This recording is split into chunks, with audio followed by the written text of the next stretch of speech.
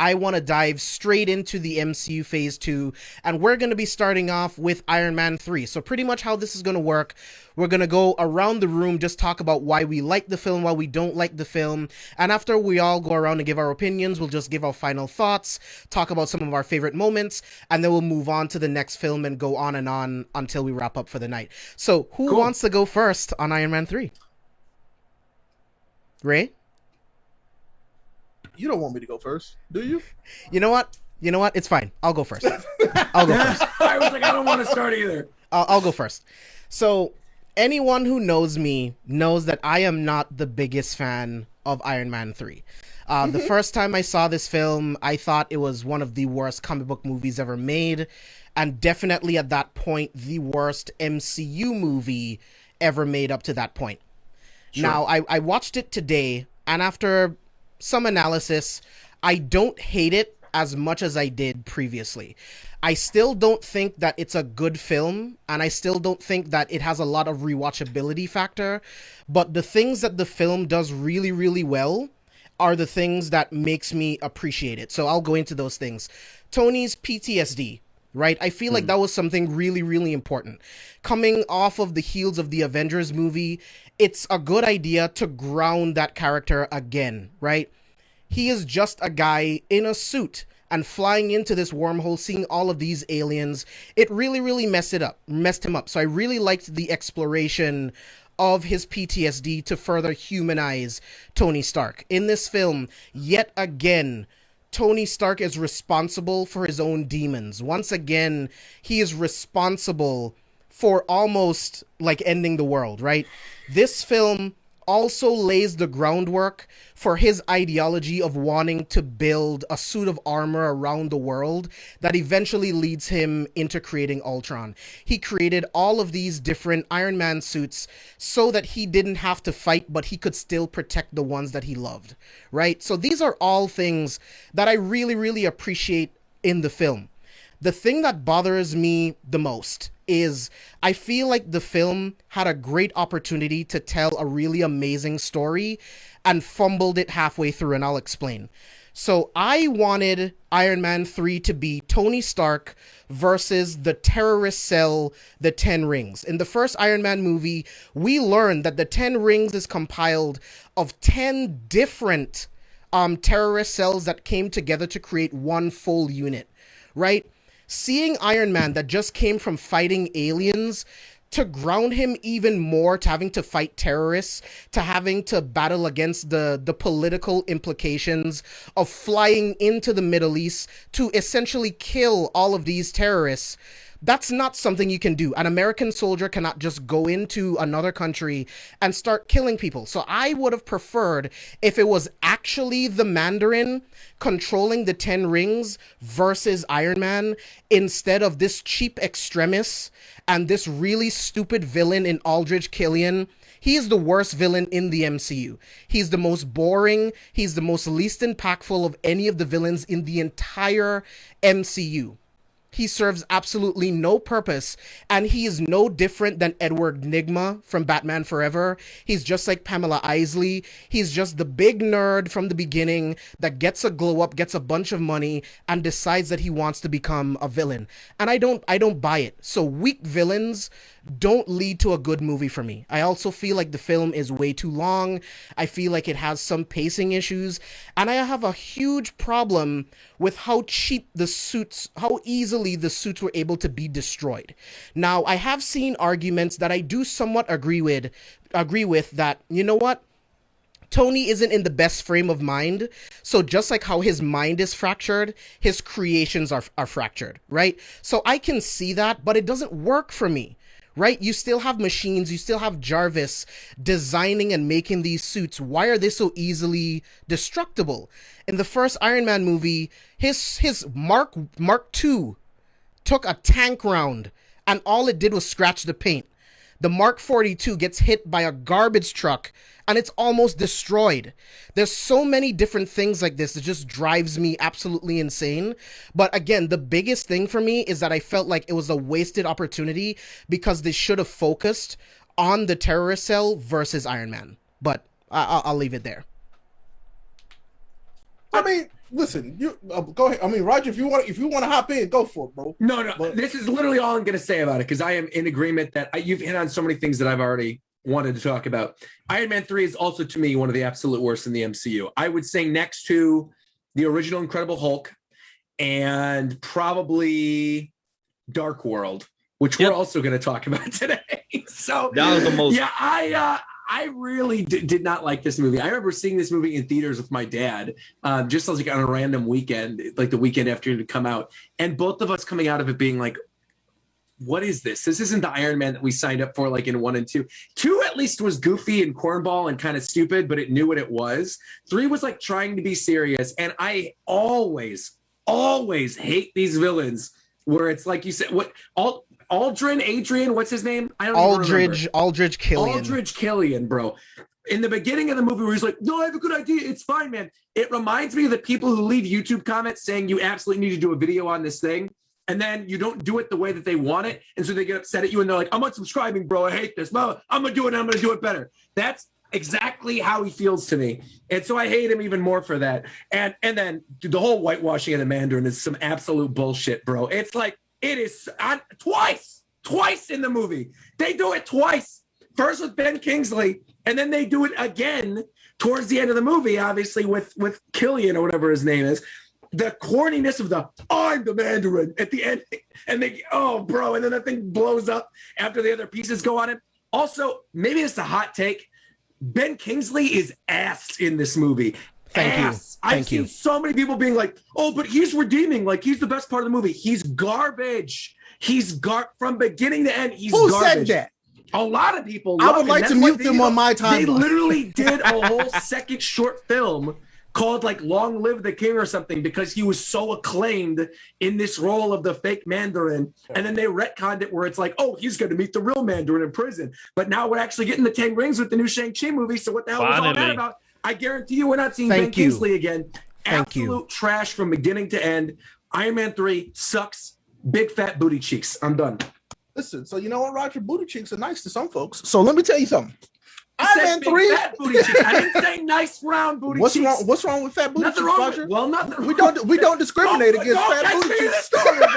Don't do this, Ray. Don't do this. I'm saying nasty booty cheeks. I'm not saying because it's fat or not. I'm not saying that. Hey, listen. Don't the nastiest booty cheeks can be clean. But damn, I'm stuck in the corner. Fair enough. But no, so listen.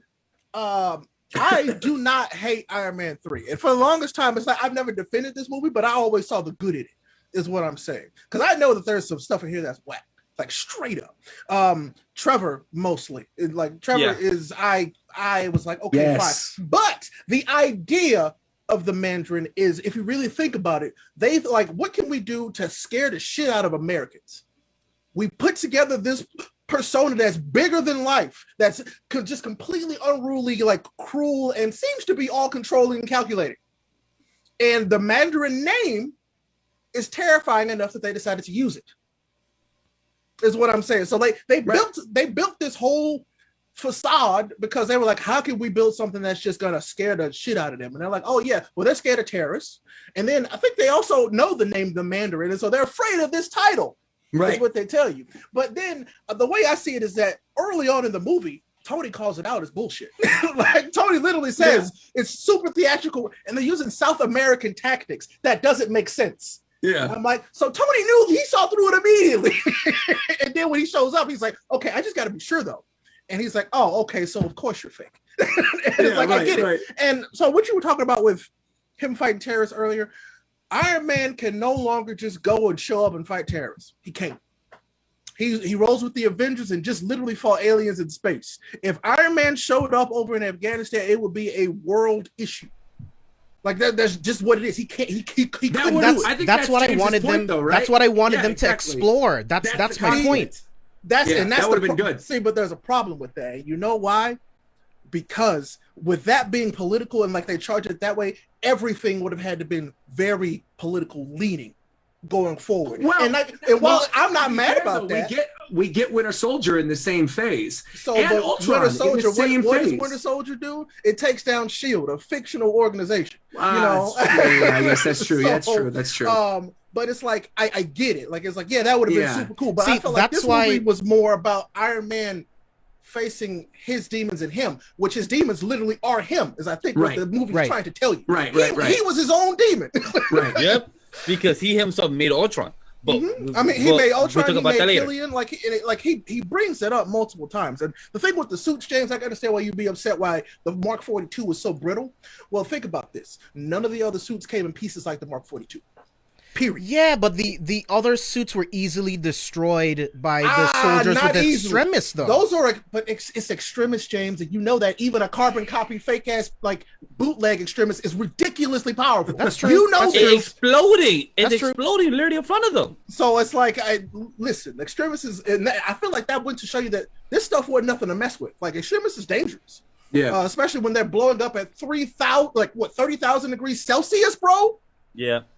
Okay, Also, there's a lot of power there. You just reminded me of something too. Is that they set it up perfectly for rescue in this movie, and they just don't do that. Well, they wait give until you Avengers the Endgame to do exactly. it. Which I feel like that would have overcomplicated those movies too. I feel like at that point, But they still, were I mean, already if they wanted to do that, instead of doing like the cheap thing they did in the movie with like giving her powers temporarily or something, they could have easily been like, done something with the rescue suit. Yeah, which exactly. Lit, and one of the suits that came should have been a rescue suit. If Tony's whole thing is to protect Pepper, he built 40 something suits, bro. He could have built the rescue suit for himself. Listen, it's Tony Stark. He wouldn't have thought about that. He's so self-absorbed at that point in time. It's after this movie that changes, literally. Tony Stark literally changes in this movie to become more of the, okay, I should think about other people, the suit around the world, except he takes it to the extreme. No, I'm saying? The best thing about the movie that I think you just brought up too is how other people sort of help him change, and we get the introduction to that kid. And the best thing about this movie is that the kid shows up in Endgame at Tony's funeral. Yes, and I was like, and that hurt my heart. When I saw that, I did cry. Yeah. But anyway, like this movie, to me, it's not bad because it is a Tony Stark movie first. And there's something I want to bring up to you. It's just like, so Tony is having these severe anxiety attacks because he's realizing that he is a mortal man with a lot to lose. Right. And in this movie, he loses everything. Everything. Yeah. And so it's him coming to terms with, I'm literally just a dude in a suit flying around. And there's aliens, and I flew a nuke into space, and if I had failed, all these people would have died, and I would have died. There's so much weight on him at that point, because he's like, oh no, wow. Had I not done that, we all would have died.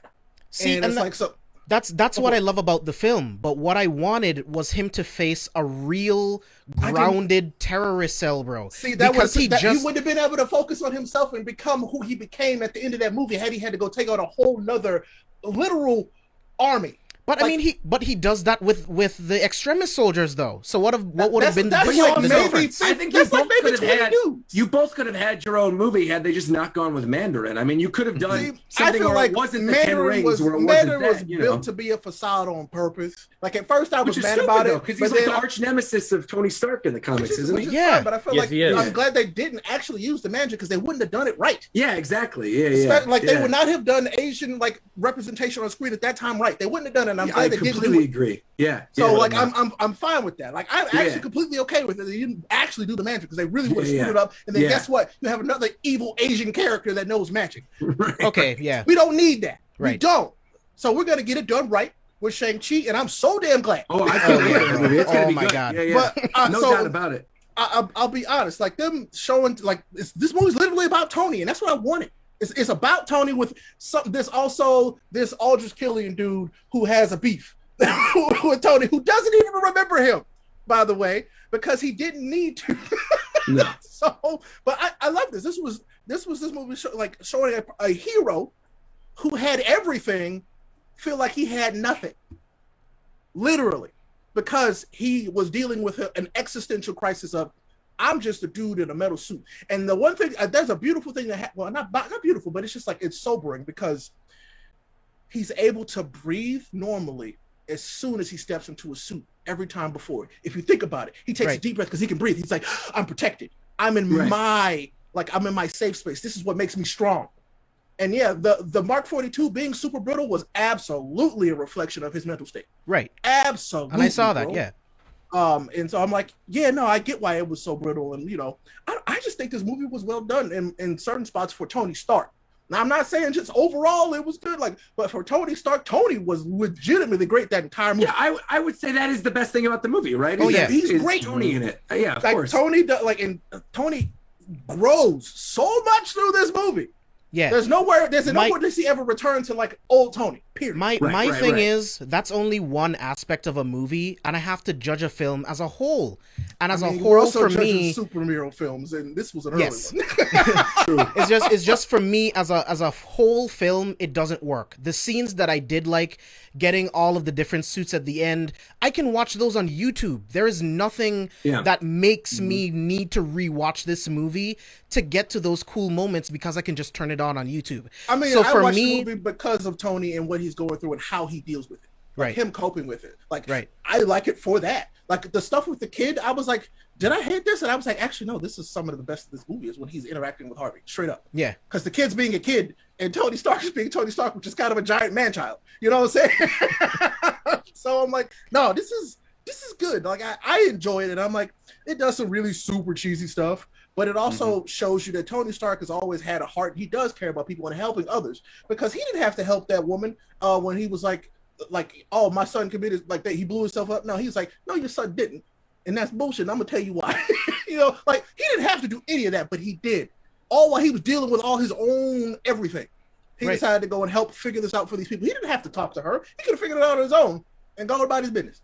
He really could have. But he decided to help him out. And I felt like, I don't know, Tony was just likable to a point, but the real MVP of the movie is Rhodes. Let's be honest. Oh, yeah. He kills it in the whole movie. Rhodey was goated in this movie. Rhodey's always I'm like, this was like, thank you. I'm like, he was Don Cheadle was such a good pick for Rhodey. And it showed in that movie. And then the brief moments that we get with him, I'm like, this is perfect.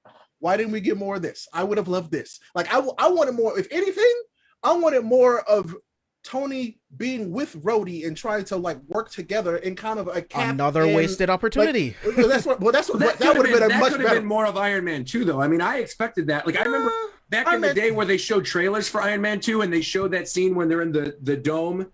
And I think Iron Man 2 was just a mess. And they're fighting each other. And I was like, the whole movie is going to be War Machine and Iron Man. And Iron Man 2 was a mess because I think of everything that changed, behind the scenes of real life. But I feel like it could have been, a Cap and Sam situation with Iron Man and Rhodey, but we didn't get that. Sure. It was Tony and Pepper, which I'm also fine with, but he needs friends other than Pepper. Vash, what are your thoughts? Overall, I like the movie. Yeah. Vash, what are your thoughts? My thoughts are exactly almost like Ray, because at first in the beginning when I first saw Iron Man 3 years ago when it first came out in 2013, I was like James. I hated it. Not hated it. I had a sour taste in my mouth. For those that don't know, I'm a huge fan of Iron Man before people knew Iron Man in the movies. I was an Iron Man fan from the cartoons and the comics, and I knew Extremis. I grew up with Extremis in the comics. I know the Mandarin, the arch nemesis, like Roger said, to Iron Man. So when I watched this film, I was like, all right, cool. I knew it was Shane Black film, so I knew this would be a different type of film. Shane Black has his own style. So that's one thing that I was already ready for. So once I saw the thing with Trevor and everything, I was disappointed, let down, mad. But I was not shocked because, again, it was directed by Shane Black. So that's his style. For people that have not seen this film, go check it out because it has a very similar style to Shane Black's stuff. But after years later, like James, I have watched the film a couple of times and I have grew to like what it is because of what Ray said. It's a Tony Stark story, not a MCU story. It should have been both an MCU with a Tony Stark story, just to evolve the characters like Rhodey and the surrounding characters like Extremis. I'm still mad about it. They made up for it during the later on of the films with the Avengers stuff, where he grabbed with the nanotechnology and everything. It's not really Extremis. It's kind of like in the comics, but it's not really like it. But But I prefer Extremis more because he's literally in delve with the technology. But the Mandarin, Ray said it on point. At the time, comic book movies did not know how to hit the type of demographic with Asian community and actually hit the race where those combo characters are. And I'm happy that we're getting Shang-Chi and the 10 Rings finally, and going to hit it right on the nail. And as a whole Asian cast, and I'm excited for Shang-Chi in the comics is one of the top 10 most strongest characters in combat. So to actually see it in the big screen, I'm excited for.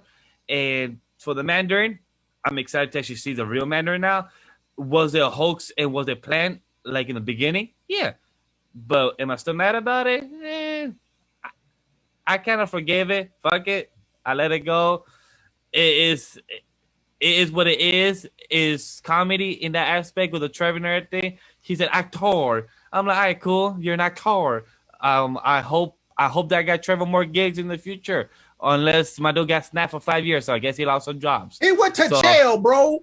Yeah, I was gonna say he went to jail and got kidnapped by the real Mandarin, so it's over for him. I don't think he's living. Also, with you guys talking about the extremist stuff, I had no relation to Iron Man in the comic books at all. Didn't even know it was a thing. So I just had been Google searching extremists. Extremist is fucking lit. First off, it's it's a virus. First off, yes. It's not like some manufactured thing. And It's the not. other thing It's a I'm virus. seeing on here, I completely forgot about this.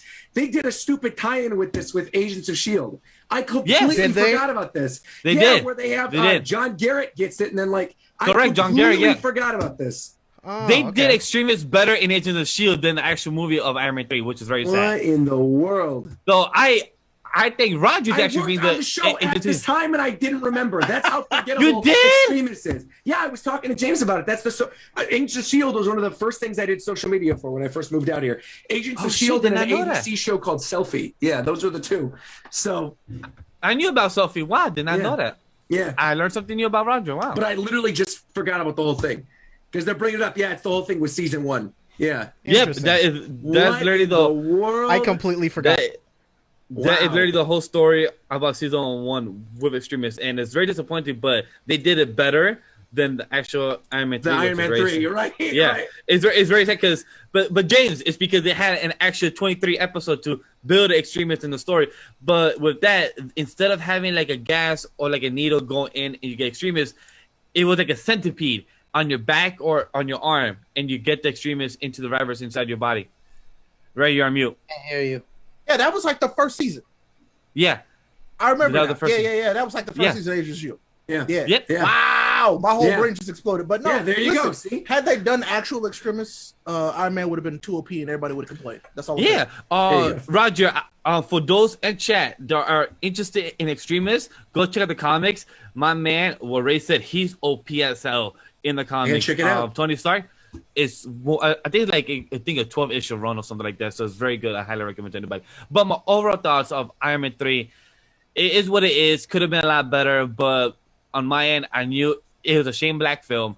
I knew this was going to be a Tony Stark film instead of a MCU film. The writers, the directors, Kevin Feige should have agreed with Shane Black that if you're going to do a Tony Stark film, you should center with the story with the MCU as well to put the continuity. But there was in the early stages, because they're not like aka Star Wars, it's like the sequel, like they don't know what the fuck they're doing. Here they was just trying to do the Tony Stark film with Shane Black, which they did much better with than the Star Wars stuff that's going on right now, because that's like a little 5 years type of difference.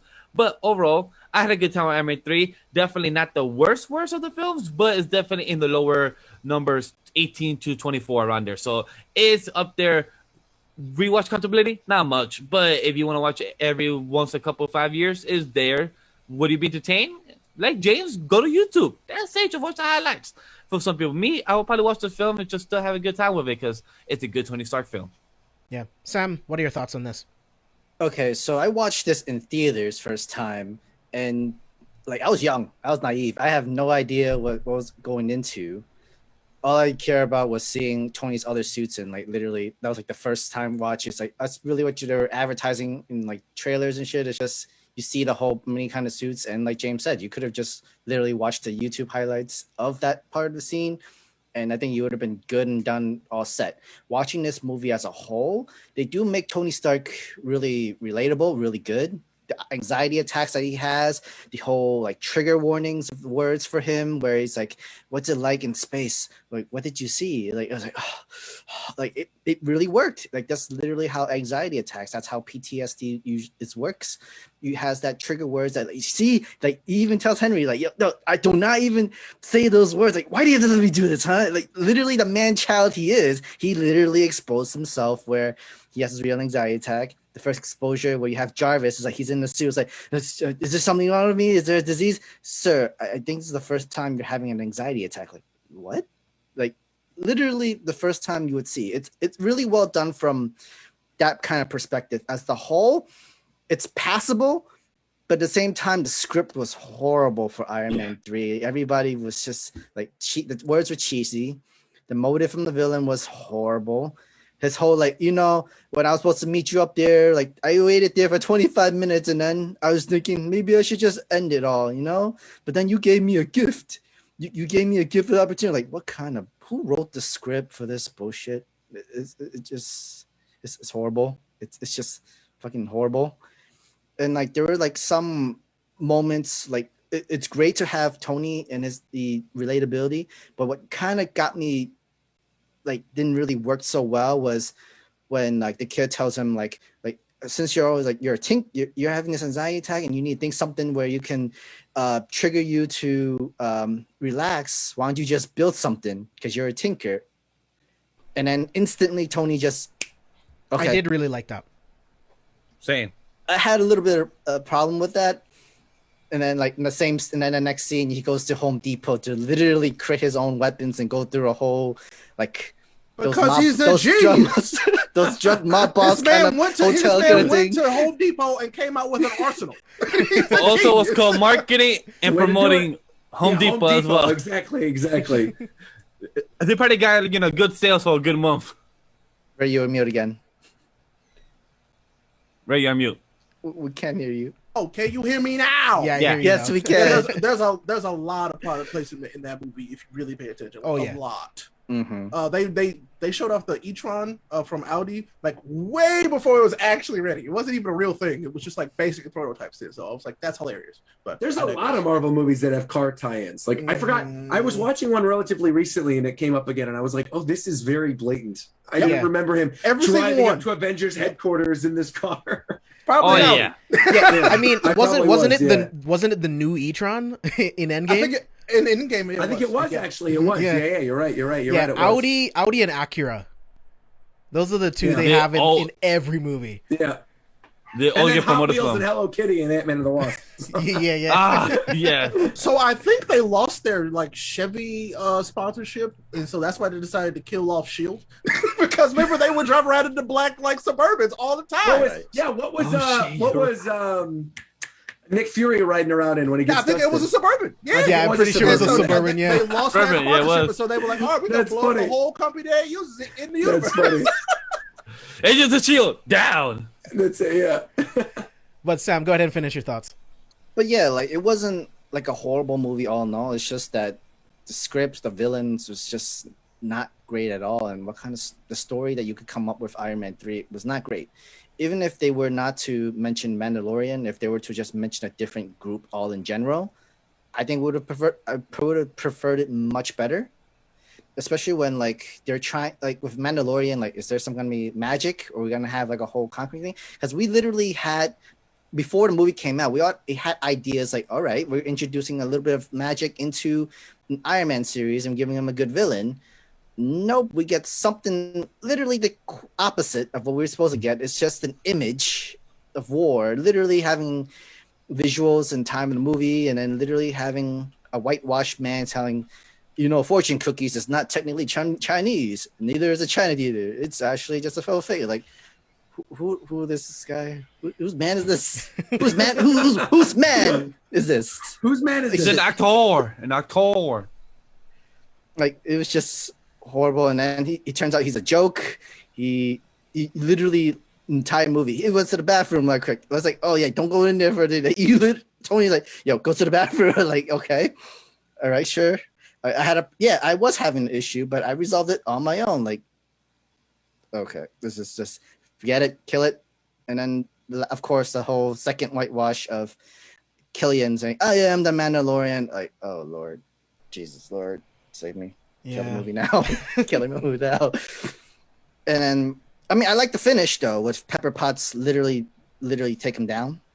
Like, did she kill him, or literally just She took him blows down up in the suit, right? Yeah. Isn't he Yeah, like she about to blows her explode up in and then the the suit goes on and he blows up? Yeah. Yeah, but then he comes back again, says, "I am the Mandarin," Oh, and that's then right, that's right, Pepper that's right. kicks like a missile or something, and then uses Yeah, a that's repulsor right. ray, blows him up.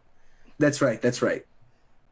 I felt it So was a little secondly- unnecessary, but I felt it was not really necessary. But I mean, we needed more Pepper anyway, so it's all good. That's fine.